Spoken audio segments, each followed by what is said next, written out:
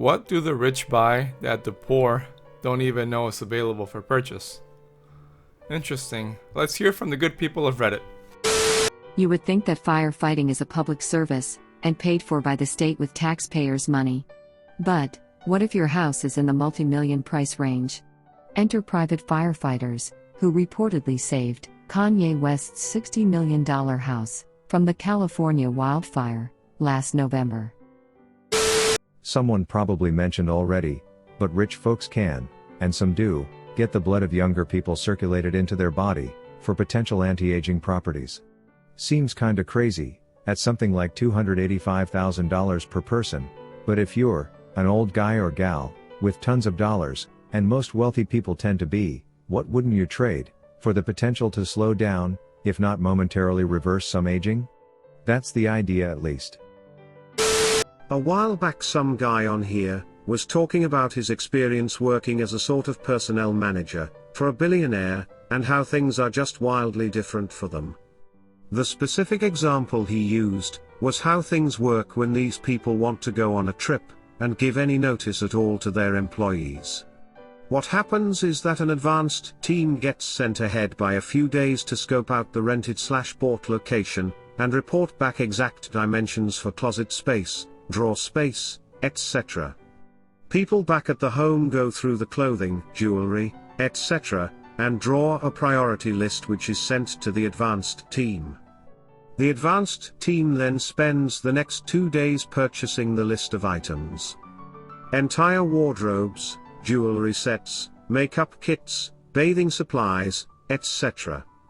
Anything they cannot get, not enough time, or is one of a kind, like the family heirloom watch the rich dude wears every now and then, is relayed to the house team. The family's schedule is arranged such that the moment the family leaves the house on the day of travel, a whole team of people rushes through, and packs up all the remaining items. Only after the family leaves, you wouldn't want to deny them access to their items for even a few seconds, which are then sent ahead to the airport while the family has a lunch, or something somewhere. Upon landing, their luggage takes one route, direct, and the family takes a similarly indirect route, unless otherwise directed, such that by the time they get to the location all of their items are not just unpacked, but in their proper organized locations, and ready for use without any of the advanced team ever being visible to the family. What happens when the family leaves the location? The same situation in reverse, but quite frequently, all of the repurchased items are just disposed of in some method.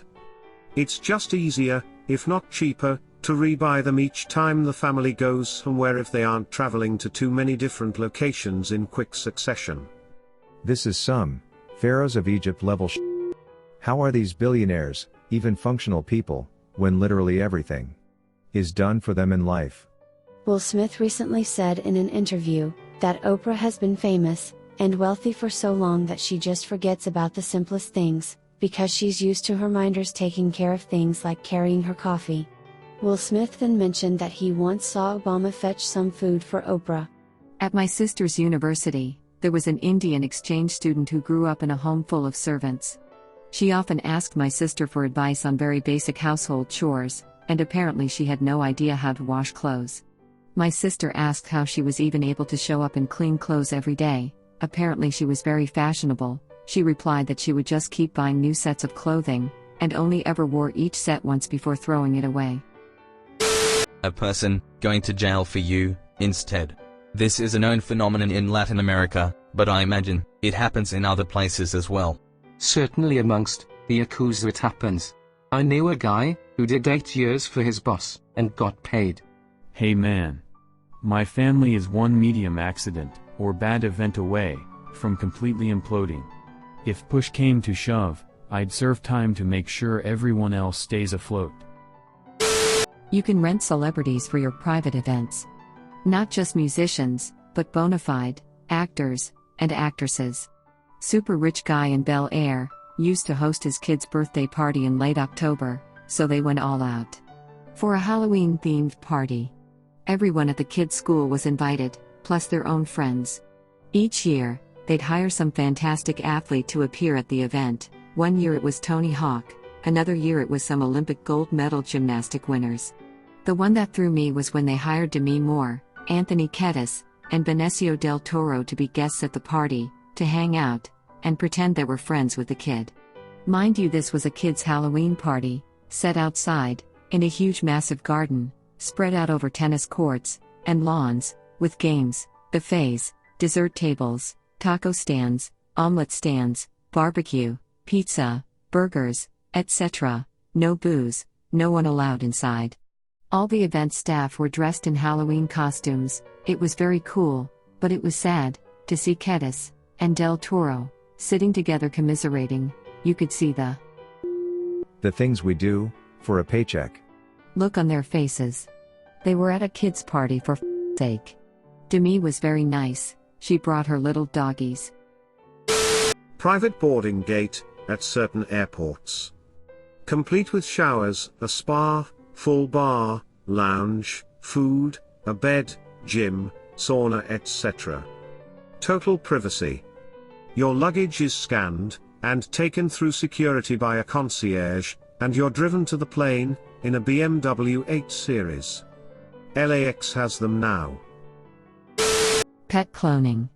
Ex-boss was getting his dog cloned for $100K. Oh, I've heard of this.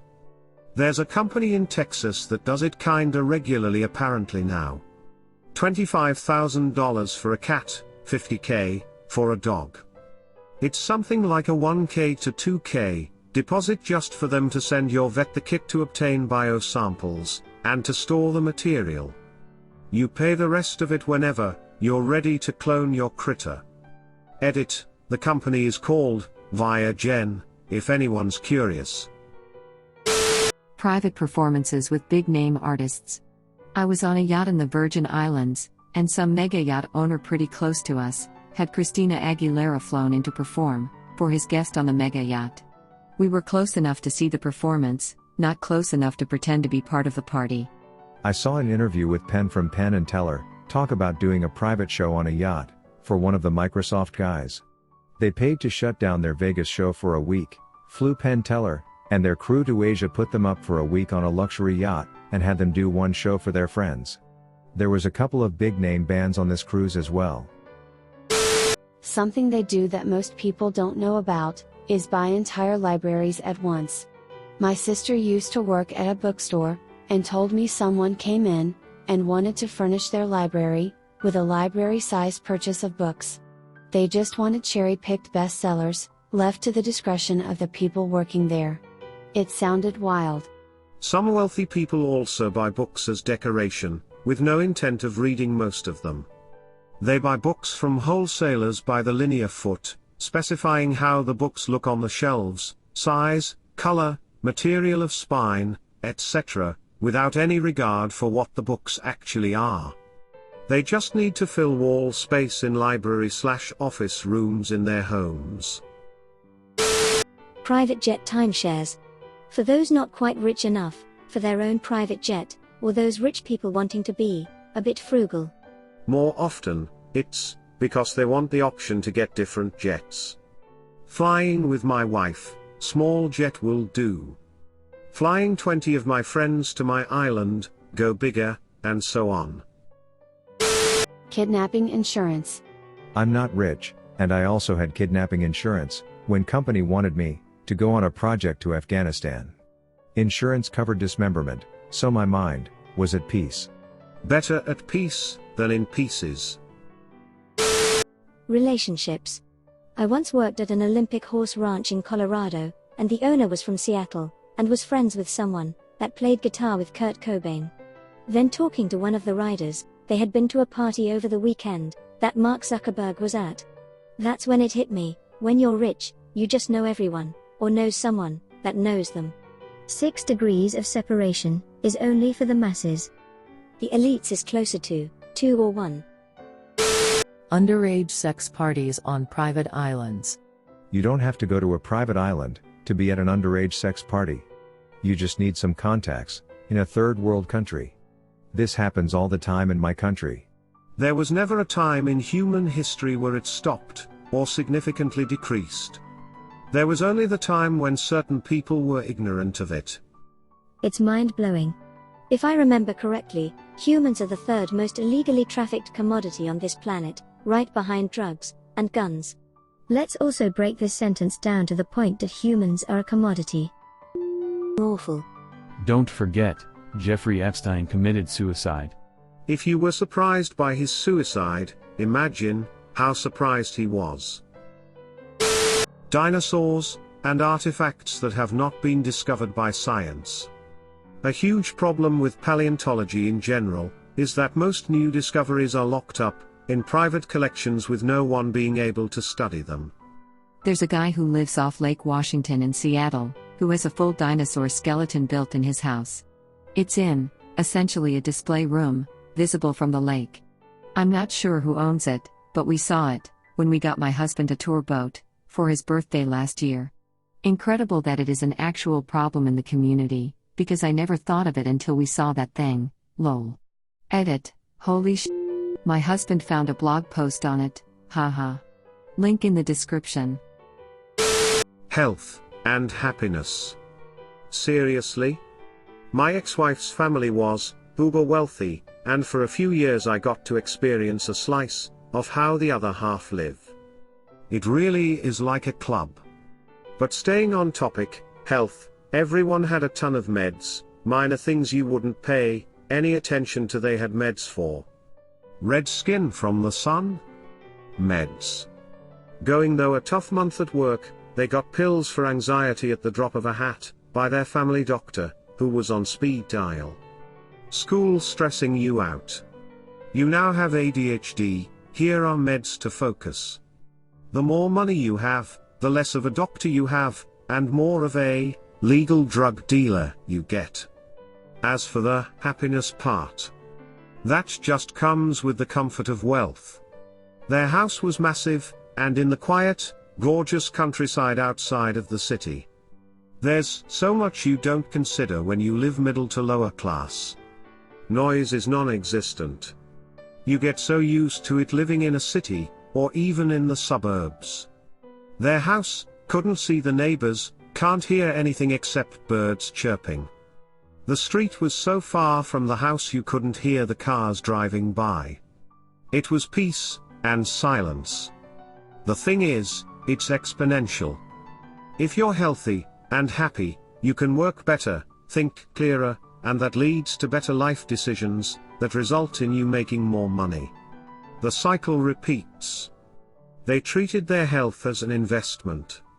If they were healthy, they made more money. If they made more money, they could afford to be healthier. The cycle of wealth and the cycle of poverty are pretty similar, albeit on opposite ends of the spectrum. The opposite is true too, if you're poor. Work 2 jobs, don't see your kids, let stress build up, and you no longer have your health, or the 2 jobs, go on welfare, they make you drain all your assets, to ensure your children also remain in poverty. This is actually not limited to the rich. I found out kind of by accident, if you just start going to the doctors in the really rich neighborhoods, they'll do it for you too. They don't really screen patients for wealth, or anything. As long as you can pay your bill it's fine, but being located there, and having mostly very wealthy patients, they just tend to be that way. I did this, and literally could just tell my doctor what meds I wanted, and she'd say no problem, and write me a script. Decent stuff too, benzos, opiates, etc. Just had to say my back was killing me, can I have a couple weeks worth of Percocets? Or I'm stressing, because of work, can you write me a script for Klonopin? She never said no. Opiates are probably more closely watched these days though. It's why I never buy the whole money doesn't make you happy premise. It's a whole lot easier to be happy, or have stable mental health, when you don't have to worry about bills, when your next pay is coming, and all the general things that stresses one out. The way I see it, is that money itself doesn't necessarily make you happy, but lack of money can prevent happiness. College admissions for their kids.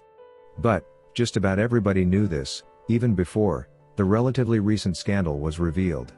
That was just the regular rich getting in on the super rich scheme. Thanks for watching. Be sure to check out my other videos. Also, don't forget to like, comment, subscribe and ring the notification bell.